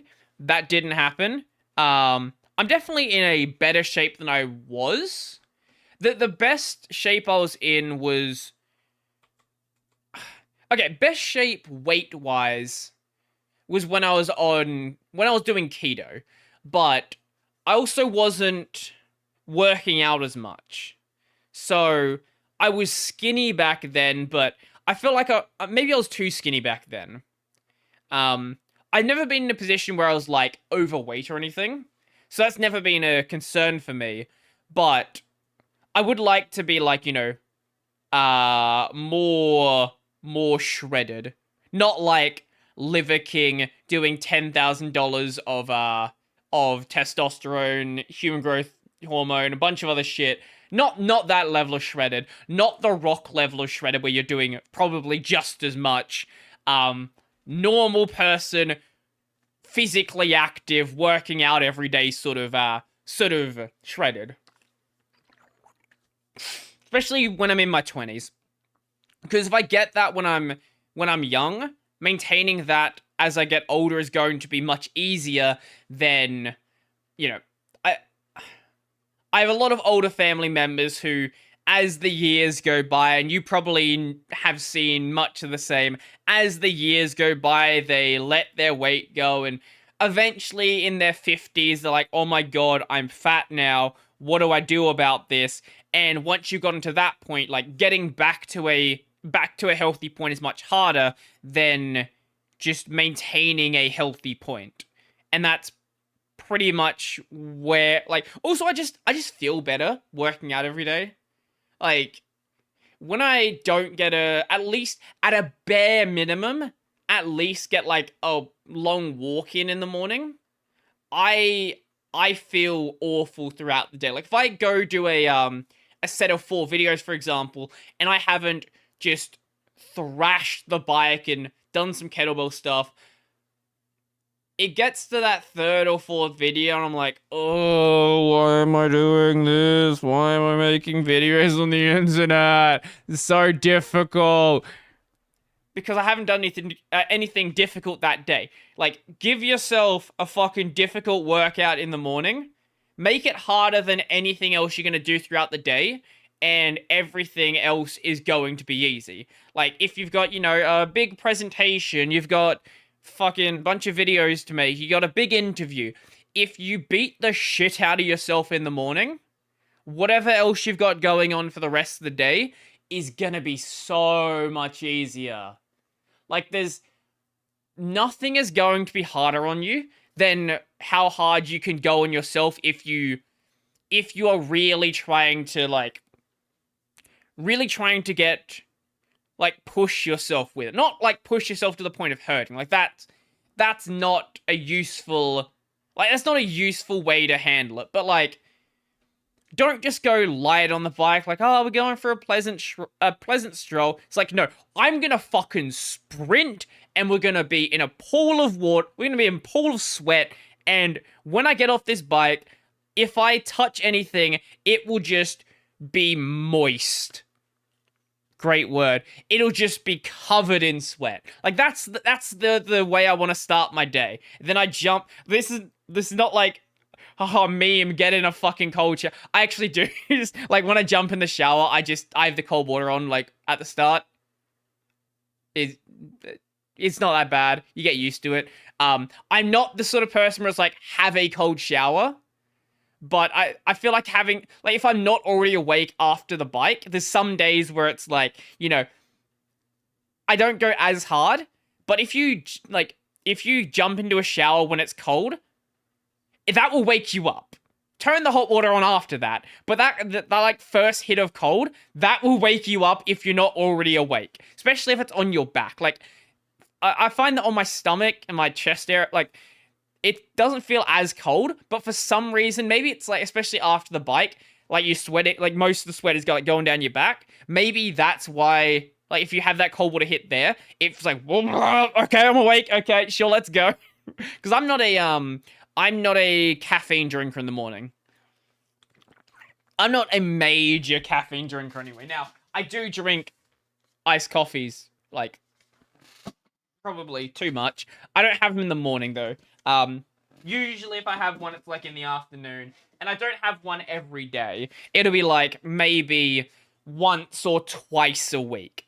The most caffeine I get is from drinking tea, but the amount of caffeine you get from tea is considerably lower than, you know, like a fucking espresso, double espresso, fucking triple espresso. I think this is a... Yeah, this is like basically a double espresso equivalent. Also full of lots of sugar. It's really bad. Like, these are horrible for you, but they are delicious, so I keep drinking them. Yeah, I used to be a really big coffee drinker. I would have maybe, on a slow day, 5 cups. On a day where I'm getting a lot of shit done, it'd be like 7 or 8 cups of coffee in a day. And when I stopped drinking coffee, the first thing I noticed, probably after the shakes stopped. Yeah, after the shakes stopped and after I actually, like, felt good again, what I realized is, holy shit, I have been, like, absolute... Like, you forget that caffeine is a stimulant after you are drinking that much caffeine. And when you stop taking a stimulant, you're like, oh my god, wow, this is what it's like to be chill. Huh. Wow, I like this. I get why a lot of people drink a lot of coffee. Like, it makes sense. If you got a really fast-paced day and all that, but I think one thing I think you should probably avoid is energy drinks. Like, my housemate drinks a lot of them. Like, I think he's cut back on them now, but used to be like 2 or 3 mothers or rock stars or whatever a day. And it's like, that's a bit much. That's definitely a bit much. Speaking as someone who used to drink a lot of coffee, like, that's a bit much. But I know some people who drink them like they're water. And, like, when I was in high school, there are kids that will just drink mothers and drink rock stars and drink monsters. Like, you're a 15-year-old. Why do you need an energy drink? You have more energy than you will have at any other point in your life. You don't need more of it. Just calm down. Don't drink that. You'll be fine. Drink something else. Anything else. Maybe not anything else, but not the fucking monster. I've said it before, and maybe it's not a popular opinion. I think energy drinks should be treated the same way that, like, alcohol should, like, is treated, and the way that, like, cigarettes are treated. You shouldn't be able to buy them, like, until you're 18. A 21's dumb. America's weird. I don't know why Americans like, let's make the drinking age 21, but we can go fight in war at 18. Someone's gonna give me shit for that. I think your drinking age is stupid. I think the drinking age in Australia is stupid as well, because most people drink when they're, like, way younger than 18, but, you know, it is what it is. I think my first drink I actually finished, because I did steal my dad's beer as, like, a toddler, because he just left it on the table, and toddlers like to just steal things. My first drink I actually finished, I was, like, 12 or something. And then, like, you know, have a casual drink every so often from then. But, like, the 21 thing, I've never understood the 21 drinking age. Like, that's just weird to me. Because, someone correct me if I'm wrong, but is there anything else in America where it's 21? Because I know it's not 21 to join the military. It's not 21, is it not? Actually, what's the age for cigarettes? United States cigarettes. Uh, purchase age. Is it 18? Okay, no, it is 20. Okay, it's 21 for tobacco as well. Okay, I was gonna say if it was, or is it different state? Actually, it might be different state by state. Okay. Okay. So the United States is 21, but Canada is sensible at 18. Why? What the fuck? Some parts of Canada it's 19. Canada's a weird place. Canada is a very weird place. Um, why did we get here? I don't remember. I need a guy that just remembers stuff for me. I need a Jamie. At some point, if the podcast actually does well, I'm gonna hire a Jamie that handles all of the like, bringing up topics and fucking remembering shit for me that I'm gonna forget. Why did I get here? Drinking age, cigarettes. I don't remember. Something about America being dumb. Yeah. That sounds like something I'd talk about. I don't know. I don't know how I got there. But yeah. Yeah. I have talked about nothing this episode. Literally nothing. I think I've talked about 4 topics on this list so far. This sometimes happens. Like sometimes I will get these things planned out. Like I want to talk about this. I'm going to talk about that, and then I just get on tangents about something else that happens and just talk about anything else. The topics are usually here just as like conversation starters, conversation revivers, but when these tangents happen, I can speak for an hour 45 apparently about anything else that's not even related to anything on this list. But it kind of works out because this episode is going to be, it's not going to be a timely episode, so it kind of makes sense to not focus heavily on topical things. But I guess this one, it's so untopical that we can talk about it. The WL Roots based XFC XWFM for Wayland code taking shit. That is such a mess to say. XFC is slowly getting to the point where it's possibly going to have a Wayland version. The other 2 major DEs, GNOME and KDE, they've had Wayland versions for a very long time, but the XFCE side has been much smaller. XFCE has always been a much smaller desktop anyway, because its purpose is sort of being the desktop environment for the older hardware. Generally it's not like it's not your first choice. Someone who loves XFCE is probably gonna be like, XFCE is always my first choice, it's so great. And that's fine. If it's first choice, go and enjoy it. But for most other people, it's not. They did have a earlier version called... Where is the name? Things like XF Away or something? XF Away. Okay, is this actually a different article than I originally had? Did I find 2 articles in the same, like, day from Phoronix about 2 different things? XF Way. Give me a second. It is XF Way. Here we go. So this is their old thing they were making. It's not a part of XFC, it's just an experimental thing. This was going to be a libwestern based compositor. This was made back before before WL Roots had like taken root as much as it had. So it sort of made sense to build it directly off of the reference compositor. But they're actually making a new version because that old version's basically dead.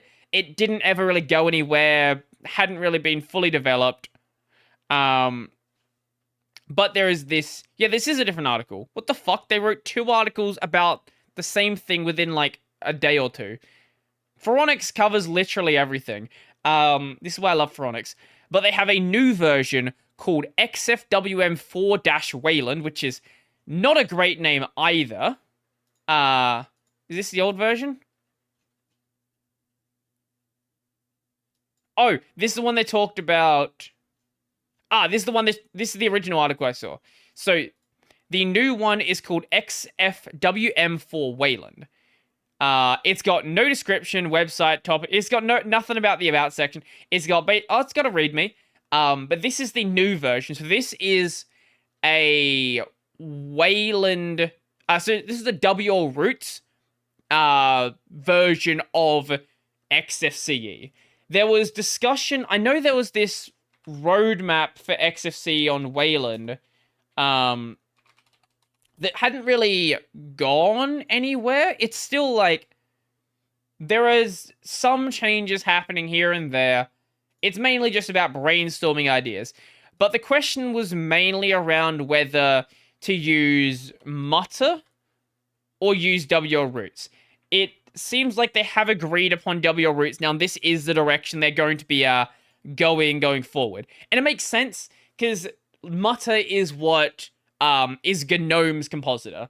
And GNOME being GNOME, it doesn't really make any sense to build something on their tools, because GNOME only cares pretty much about what GNOME's doing.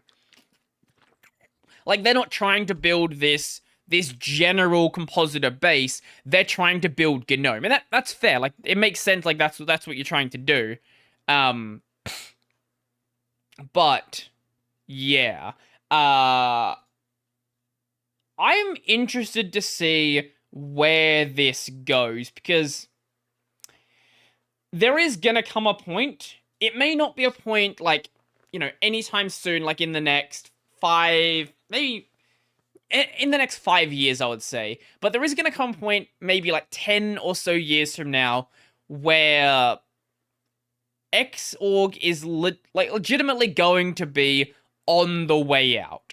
And some people don't like to hear that, but it's kind of the truth.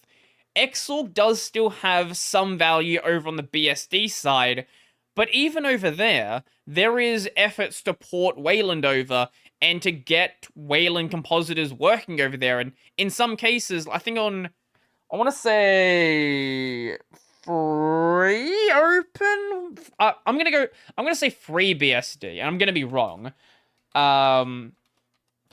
Free BSD Wayland.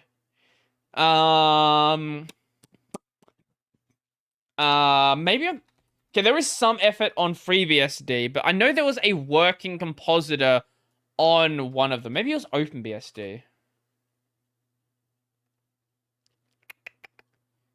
No, it was FreeBSD. Hikari. The Hikari compositor. Because we're weebs, and we have to name things with Japanese names. It's OpenBSD, where there's not really much going on there. But this is functional right now. You can go and use this on FreeBSD. I don't know if it's any good, but it is a thing that exists. It is a stacking Wayland compositor. So it's a floating window manager, which oh no, it does tiling.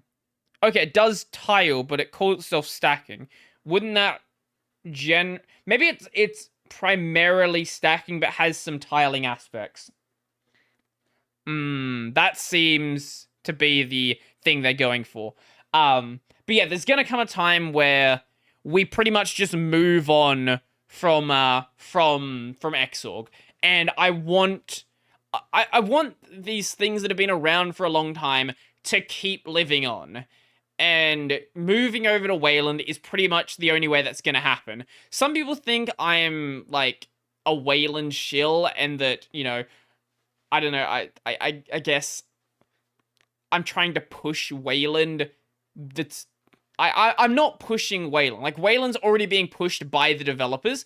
I'm just here to tell you, I guess in some way you could say I'm pushing Wayland, but I'm more trying to explain the state that it's in and give you a good understanding of what's actually going on, because there is a lot of really bad and really outdated information about the state that Wayland's in, what works, what doesn't work, and someone has to be here to be covering a lot of this stuff. There are specific, like, there are people covering specific things, like, MacLeod does a great job covering KDE stuff, for example. Baby Wogue does a great stuff covering GNOME stuff. But as, like, a general landscape, I'm pretty much the only one that's doing that at any sort of scale. There are probably smaller channels that I've not run across. But I want to make sure that people have a good understanding of what's actually going on. And I want to be... I forgot this was here. I got freaked out for just a second. I want Wayland to be good, because I know it's going to be the future. And when I say it's the future, that does not mean it is the present. I actually mean it is the future. 10 years probably, it will be, unless something else comes along, there's no shot that development is moving back to Xorg. So, unless something else comes along, Wayland is pretty much the only bet that we have. All the development effort is behind Wayland, so I don't see any reason to try to, like, change that current somewhere else. There are some other, like, little things like Arkan, for example, but there is no momentum behind it. Like, not even the Arkan supporters support Arkan enough to actually have any momentum behind it. Wayland is where it's at, and, you know, kind of is what it is. We've got like 4 minutes left. Is there anything else I want to talk about on here before we end off the show? I guess we'll mention a couple of things, a couple of quick things that you may have heard about already. Epic has been fined nearly $800 million over Fortnite's microtransaction and privacy practices. So one of the main focuses on here, actually I wonder if this says the full set of things.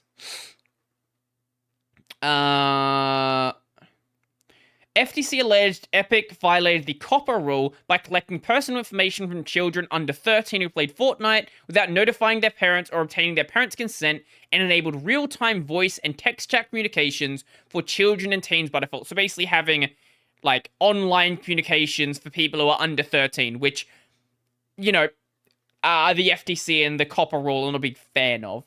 The other big one is FTC alleged that Epic used dark patterns to trick players into making unwanted purchases and let children rack up unauthorized charges without any parental involvement. That's based around the use of V-Bucks and the predatory way that they are priced, the predatory way that they are sort of an abstraction of money. I've said before, I don't hate the idea of in-game currency, but I don't like it when you have these weird abstracted, hey, you can buy, this thing costs, let's say 1,050 V-Bucks, and you can buy 300, you can buy 500, you can buy, 750 or whatever. No, you can buy 700, but you can never get exactly the amount you need. This, I feel, is predatory. And the FTC agrees here. Also, a bunch of gamers are joining together to try to stop the Microsoft Activision deal. It's 10 people who are trying to stop it. So whether they can do anything, I don't know. But I know there are some other... The FTC also isn't a big fan of it either. Yeah. I don't know whether this deal is actually going to happen. The main issue here is there is concerns that Microsoft is going to stop the release of Call of Duty on the PlayStation, on the Sony systems. I don't know whether they'll do that. That feels like a way to just throw money into a in the hole and just throw away any potential sales, but there is a possibility there.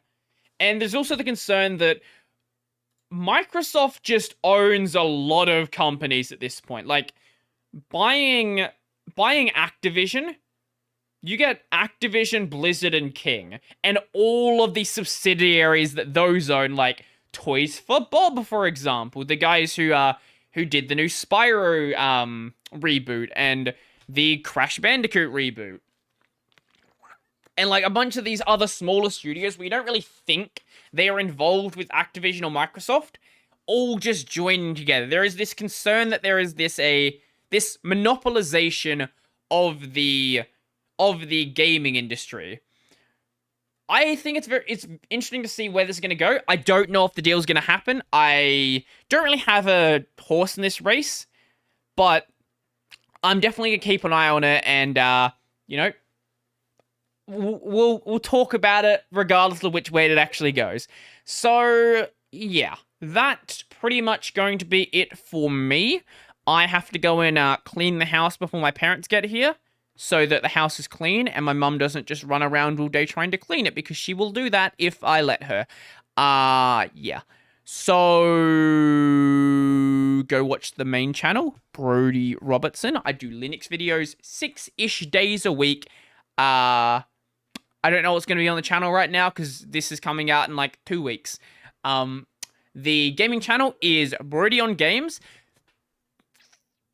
Possibly, we have not wiped in the run that Ren and I are doing in Pokemon Ruby and Sapphire. So that might still be going, but it also might have been reset. That's a possibility as well. And I'd probably still be playing Kingdom Hearts 358 over 2 days. I should be getting like maybe like 3/4 of the way through, but I'm not sure. And this channel, if you are watching on the YouTubes, there is an audio version, Tech Over Tea. You can find that basically anywhere you can find an audio podcast.